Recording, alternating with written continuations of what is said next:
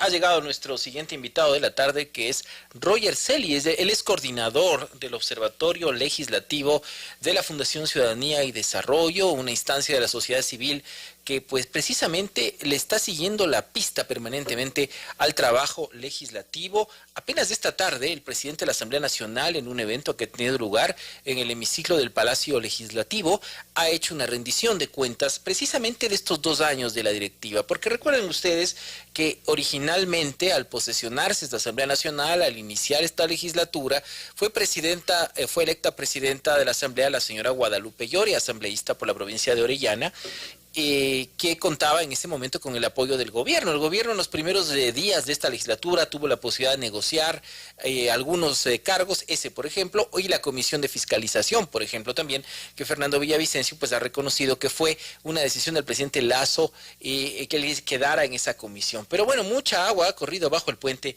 desde entonces, y ahora en estas elecciones la directiva de la Asamblea se renueva cada 2 años, al igual que la conformación de las comisiones legislativas. Precisamente vamos a conversar hoy con Roger Celi con relación a este balance de estos 2 años, 2 primeros años de la legislatura. Bienvenido, Roger, gracias por estar aquí. Muchísimas gracias por la invitación y un saludo a todos quienes nos ven y nos escuchan. ¿Qué balance haces, Roger, con relación a los 2 primeros años de la legislatura, de este periodo legislativo? Como habíamos señalado, los primeros meses estuvieron bajo la dirección de la señora Guadalupe Llori, que lamentablemente pues o no tenía aptitudes o no tenía posibilidades de gestión política y terminó siendo pues derrocada, defenestrada por la mayoría legislativa, que puso en su lugar al vicepresidente, que era el señor Virgilio Saquicela, quien al parecer navega como mucho mejor por las turbias aguas del Palacio Legislativo. ¿Qué balance, primer balance podemos hacer sobre qué han hecho o dejado de hacer en estos 2 años? Bueno, creo que tu afirmación es correcta. Saquicela parece ser que navega mejor por la política parlamentaria. Te decía hace algún momento que ya los presidentes de la legislatura no nos pueden mentir. En anteriores periodos legislativos podrían echarse flores diciendo que han aprobado X número de leyes, pero ahora hay una agenda parlamentaria vinculante para los legisladores y para las presidencias. Y en este caso hay un contraste bastante importante. Guadalupe Llori, con la agenda Minga por el Ecuador, avanzó a un 40% de cumplimiento de su agenda. Esto era una agenda legislativa. O sea, aprobada. Al iniciar el periodo, tenían que aprobar un plan de qué iban a hacer. Una agenda legislativa consensuada con todas las bancadas, retroalimentada con los equipos técnicos, un plan de trabajo. Y Llori planteó esta agenda bajo el nombre de Minga por el Ecuador. Minga por el Ecuador. Y cumplió en un 40%. 40%. ¿Cuánto tiempo estuvo Llori Exactamente. en la presidencia? Estuvo 12 meses, 17 días. O sea, como la mitad, ¿no?, de estos 2 años. Sí, es un año, porque Virgilio está 11 meses, 11 días desde 14 de mayo. Bueno, ¿y cómo le fue el cumplimiento del primer acuerdo que se hace a través de Llori? Con un 40%, Llori nos queda debiendo leyes importantes para el país que retoma Virgilio Saquicela. Y él logra un 64%. Por ejemplo... O sea, en este año se ha avanzado de 64% desde el primer día de la legislatura. No, de la agenda de Virgilio Saquicela. Hay 2 agendas, para que quede claro. Minga por el Ecuador, Llori. Virgilio Saquicela, del diálogo a los hechos. Pero cuando subió Saquicela, entonces hicieron otra distinta. Otra distinta. Y eso es lo que pasa en la legislatura. No hay una continuidad.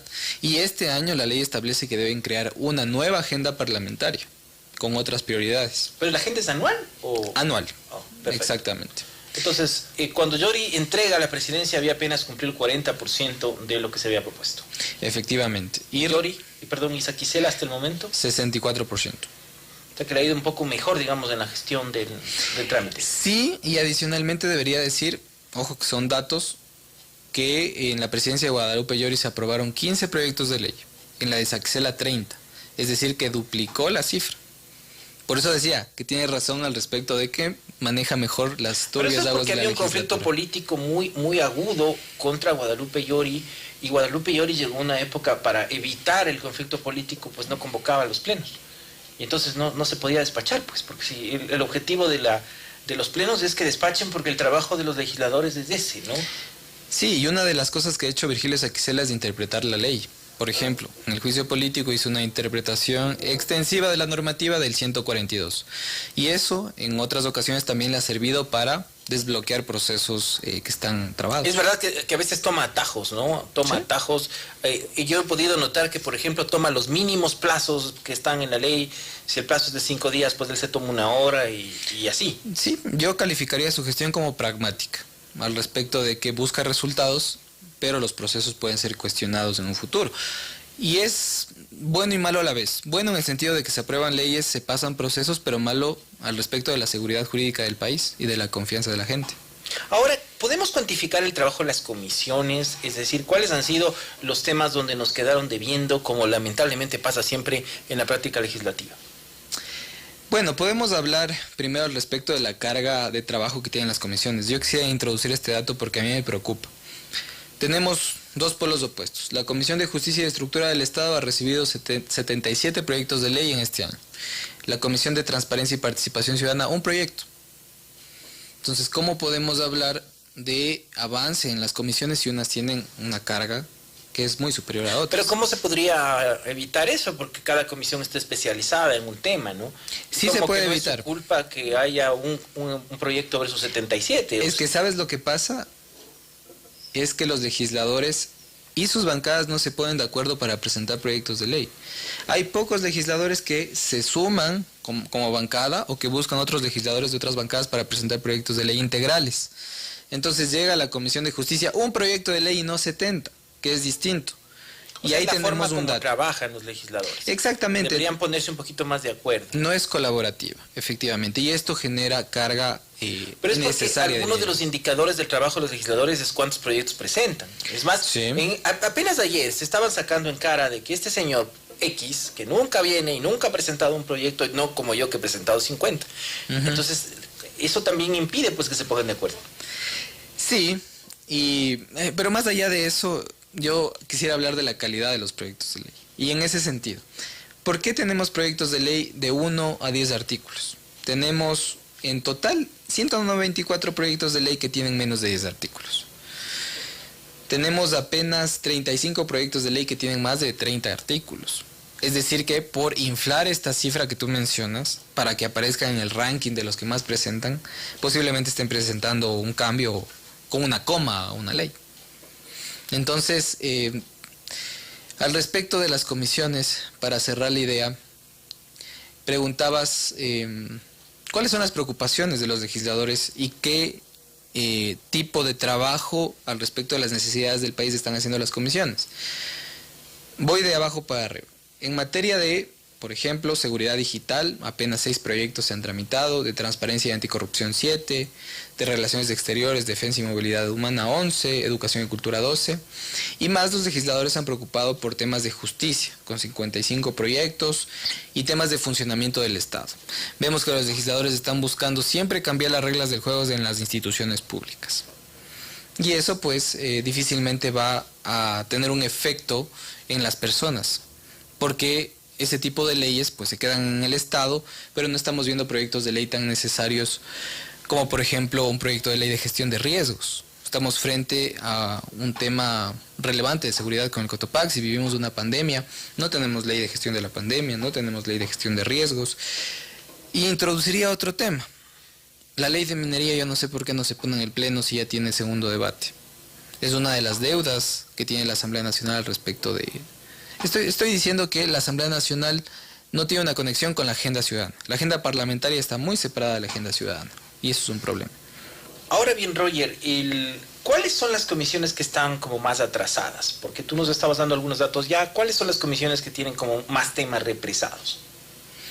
Bueno, en este sentido, las comisiones al respecto de su trabajo, pues la Comisión de Justicia y Estructura del Estado es una de las que menos puede avanzar, porque el trabajo es más.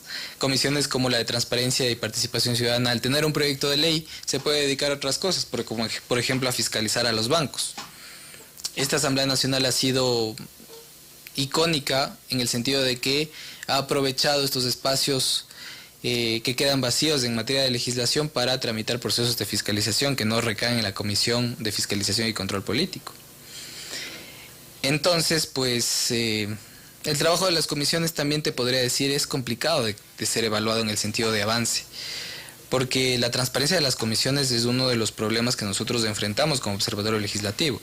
En estos últimos años se ha avanzado en generar mayor transparencia del Pleno, pero no de las comisiones, por necesidades tecnológicas adicionales que tienen, por falta de voluntad política y entre otras cosas. Ahora, ¿cuáles son los temas, que podemos identificar cuáles son los proyectos que están más demorados? Nos habías hablado de la ley de minería. ¿Qué otros temas se les están quedando o se les están rezagando? Mira, la agenda parlamentaria del diálogo a los hechos tiene 3 ejes. Voy a hablar del primero. Protección de derechos humanos, colectivos, de la naturaleza y la seguridad. Están represados 2 proyectos de ley con 0 porcentaje de avances. El que mencionaba, proyecto de ley de minería. El segundo, proyecto de ley orgánica reformatoria a la ley de desarrollo fronterizo. Proyecto de ley de bienestar animal. Proyecto de ley de consulta previa. Esos son, en este eje, los proyectos de ley que están represados y que no han avanzado. En el segundo eje, de reactivación económica y generación de empleo, tenemos igual 3 proyectos de ley que están represados. El primero es el proyecto de ley de apoyo al sector agrícola, el segundo es una ley reformatoria a la ley de seguridad social y el tercero, un tema reformatorio en materia de justicia financiera. Y finalmente el tercer eje, de educación, salud y cultura, también tiene 3 proyectos de ley represados: la ley reformatoria de la ley de cultura, la creación de la Universidad de las Fuerzas Armadas y Ciencias Policiales y el proyecto de ley presentado por Johanna Moreira de salud e higiene menstrual. Como ves, ahora sí podemos seguir la agenda parlamentaria, porque está clarísimo lo que se avanza y lo que no se avanza. Efectivamente, ahora, ¿en qué sí han avanzado? Estamos hablando de un 64% que reivindica Saquicela. ¿Cuáles han sido las leyes más significativas que han aprobado en este periodo? Bueno, en primer lugar, la Ley Orgánica de la Juventud, que tiene un porcentaje del 100% de cumplimiento, está ya aprobado. En segundo lugar, el proyecto de ley de uso legítimo de la fuerza, con un 100%. En el eje de reactivación económica y generación de empleo, tenemos el proyecto de ley de rentas favorables a provincias de Azuay y Cañar en materia de energía eléctrica, que tanto se ha peleado este tema. Proyecto de ley de economía violeta, un 100%. Pagos justos de las MIPYMES, lo que presentó Vilma Andrade, un 100% también. El proyecto de ley de movilidad humana, un 100%, que regula un poco el tráfico ilícito de migrantes. Una reforma al código, al COTAD, el Código de Organización Territorial, Autonomía y Descentralización. Un proyecto de ley en materia de transparencia, la Ley de Transparencia de Acceso a la Información Pública 2.0. La envió en la presidencia de Virgilio Saquicela al registro oficial. La ley de carrera sanitaria, otra ley que ha sido aprobada en un 100%. Y así otras leyes que han avanzado en un 50, 60, 70%. Pero hay algunas preocupaciones que sí han sido significativas en los últimos 12 meses. Por ejemplo, la necesidad de que haya más seguridad, la posibilidad de que la fuerza pública tenga más atribuciones, la transparencia. Es decir, de alguna manera sí se ha respondido, ¿no?, a la coyuntura. Sí, gracias por esa pregunta. La Asamblea Nacional entrega legislación. ¿Qué es lo que pasa si el Ejecutivo no entrega un reglamento, no entrega una política pública? Difícilmente la ley de la Asamblea Nacional va a llegar a cambiar algo en la sociedad. Te pongo un ejemplo clarísimo y que siempre lo menciono. Recordarás tú que hubo una gran filtración de bases de datos al respecto de número de teléfono, cédula, cuentas bancarias y demás. Todo un escándalo con CNT. La Asamblea Nacional reaccionó con una ley de protección de datos personales. Se trabajó en las comisiones, se aprobó la ley. Ustedes, ciudadanos, pregúntense y averigüen si es que el Ejecutivo ha entregado un reglamento para la ley de protección de datos personales.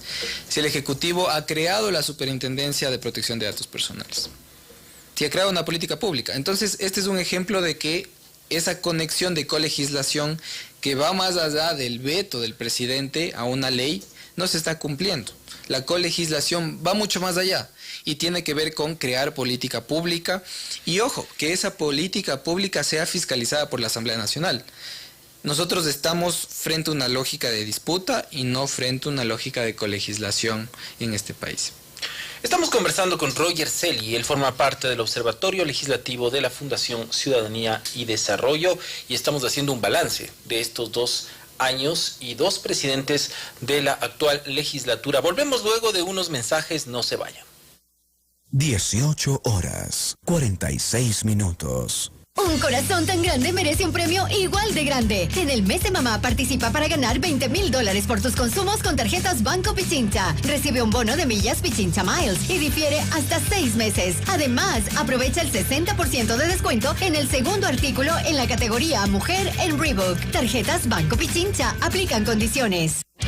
Ven esta semana a Kia Hacia Auto por las últimas unidades Kia 2023 y llévate tu Kia con beneficios exclusivos y mantenimientos de por vida. Aprovecha esta oportunidad. Últimas unidades Kia, Seltos, Sonet, Río y Picanto 2023. Solo en Kia Hacia Auto. Visítanos ya. Kia, movement that inspires.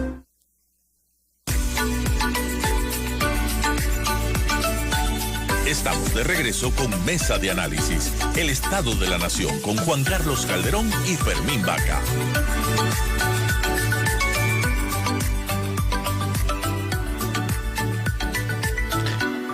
Estamos ya de vuelta con Roger Celi del Observatorio Legislativo. Precisamente, Roger, esta tarde el presidente Saquicela, decíamos más temprano, ha organizado un evento en el hemiciclo, en el salón plenario del Palacio Legislativo, en donde ha reivindicado casi un 90% de cumplimiento y ustedes sacan un porcentaje menor.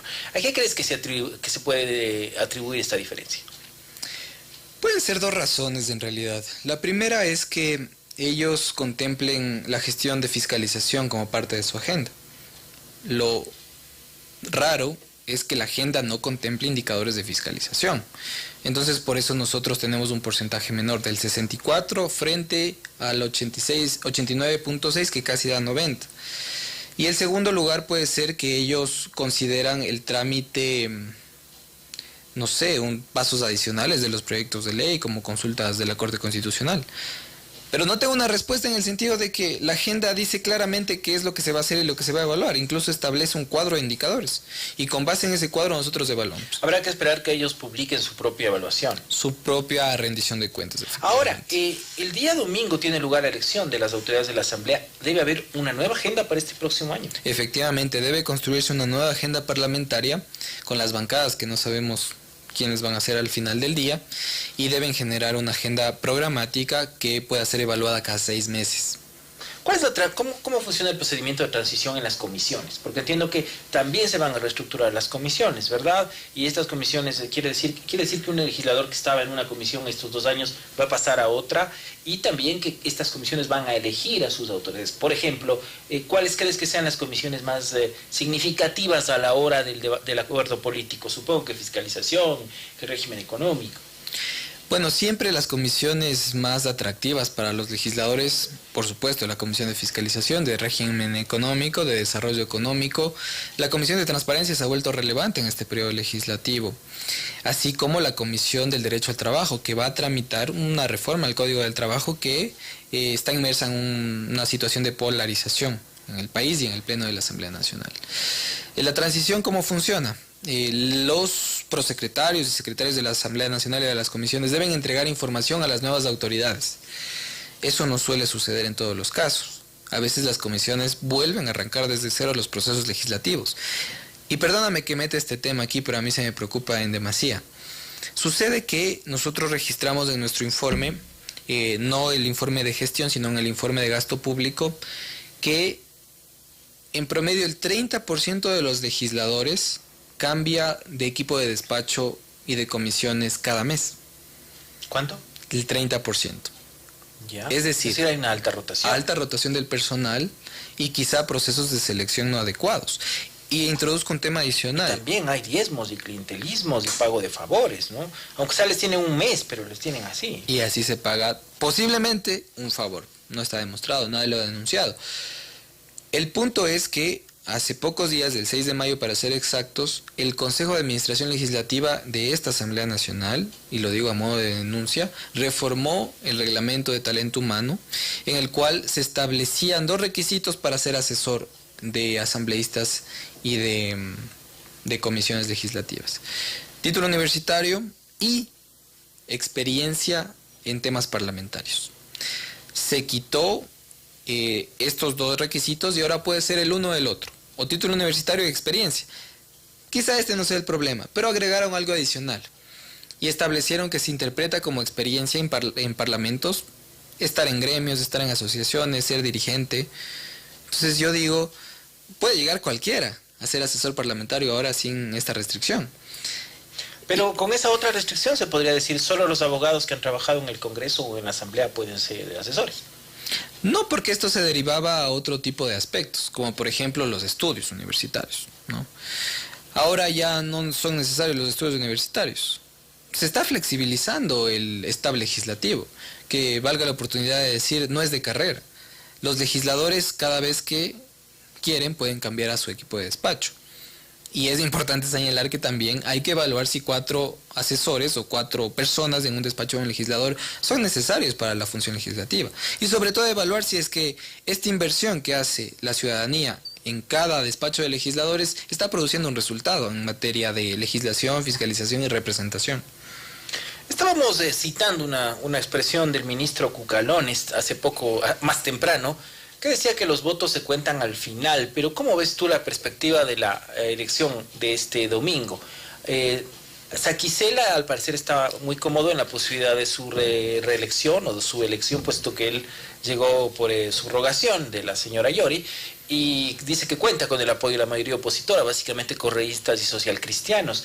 ¿Está asegurado el triunfo de Saquicela? Si contamos los votos, con lo cual no estoy de acuerdo porque tenemos otra perspectiva al respecto de lo que debería ser una bancada. Pero ya que me haces la pregunta, de lo que nosotros hemos visto de pronunciamientos, Saquicela tendría 47 de UNES, 10 de la Izquierda Democrática, coordinada por Rodrigo Fajardo, más o menos 10 de lo que queda de la bancada del PSC y otros independientes.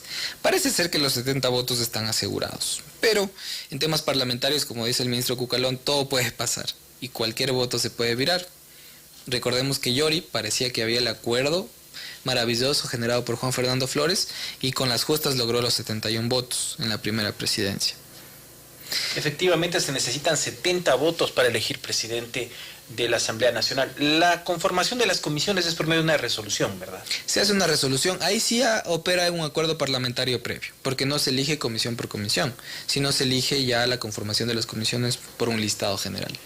¿Y tú crees que esto pueda condicionar cómo van a votar después los legisladores en el juicio político? Porque el juicio político pues tiene, aún que el señor Saquicela con su habitual rapidez le diese un día a cada etapa, pues todavía necesitarían 8 o 10 días, ¿verdad? Entonces no van a alcanzar a hacer esto antes del domingo, lo cual pues podría significar que para la elección del domingo todavía haya todavía un margen de negociación para lo que viene después, que es el juicio político. ¿Cuánto puede condicionar la elección de autoridades, cómo van a votar en el juicio político?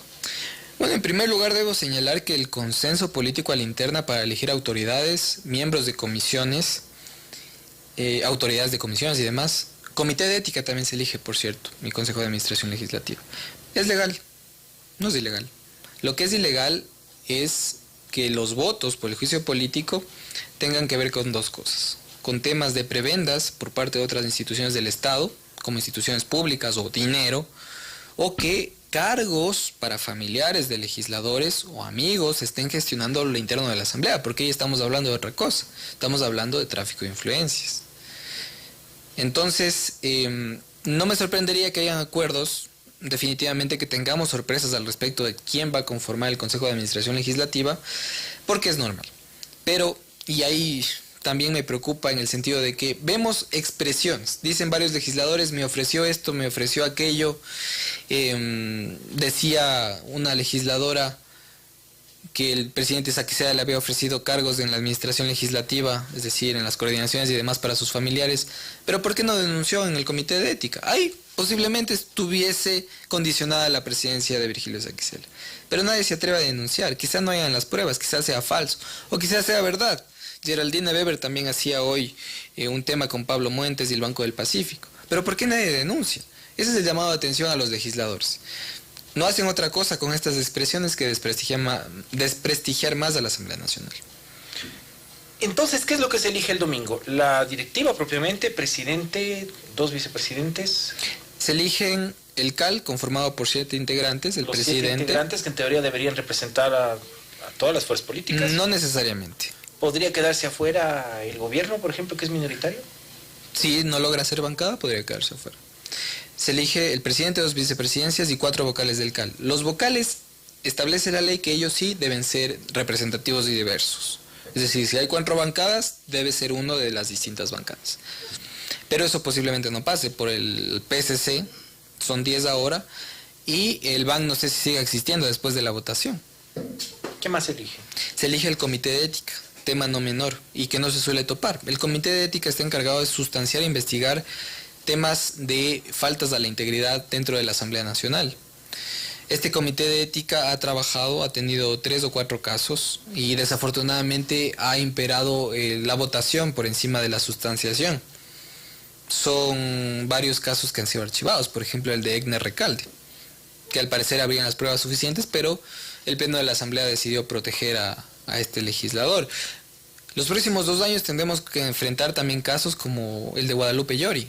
Está pendiente un proceso de destitución en su contra. Si es que se ejecuta la sentencia y se agotan las instancias en contra de Rafael Lucero por violencia intrafamiliar, debería ser destituido o cesado de funciones por el CAL. Igual, Peter Calo. Entonces, el tema de integridad en la Asamblea Nacional no hay que desconocer. Digo yo, afortunadamente los miembros del Comité de Ética de esta legislatura no han estado involucrados en temas de faltas a la integridad o casos de corrupción, así que quizás sean reelegidos. ¿Cuántas comisiones tiene actualmente la Asamblea? La Asamblea Nacional tiene 15 comisiones especializadas permanentes, incluida la Comisión de Fiscalización y Control Político.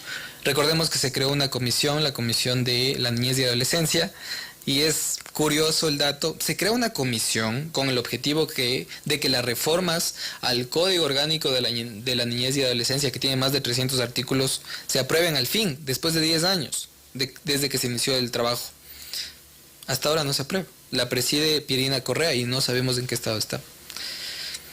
Efectivamente. Bueno, Roger, queremos agradecer tu presencia aquí en la mesa de análisis de Revista Plan B para analizar las perspectivas del legislativo. Ahora hay una forma eficaz de cuantificar el trabajo de los legisladores y de saber si efectivamente están cumpliendo con sus tareas, más allá de la demagogia, más allá de los discursos, más allá de las acusaciones que a veces se quedan en puras disputas y en puras guerras verbales. Entonces recordemos que este domingo pues sabremos quién es el nuevo presidente o presidenta de la Asamblea Nacional. ¿Cuáles son las candidaturas, Roger, que estaban sonando, además de la de Saquicela? Sí, el asambleísta Sofía Sánchez de Pachacutic también ha anunciado su candidatura y Daniel Noboa, pero parece que él va a declinar. Nadie más se atreve a agarrar esa papa caliente. ¿Cuán importante es la figura del presidente? Súper importante, del speaker que se dice en el Congreso norteamericano, entre otras razones por las que tiene que dar y quitar la palabra, porque si no todo el mundo va a querer hablar, ¿no? Son 6 atribuciones que yo vi que son claves. Tiene más de 25 temas administrativos y políticos, básicamente. La primera, asumir la presidencia de la República en el caso de ausencia definitiva y simultánea del presidente y vicepresidente de la República. Tema no menor, y en esta coyuntura más aún.